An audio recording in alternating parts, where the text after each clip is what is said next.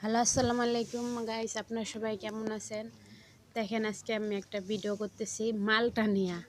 কাঁচা মালটা, কোনো রস কষ কিচ্ছু নাই। এটা কি মালটা? এমনিতে আমার আব্বা কতগুলি মালটা আনছিল, সেই মিষ্টি আর সেই রস, কিন্তু এগুলি আনছে আমার হাজবেন্ড, তাই দেখে আনতে পারে নাই।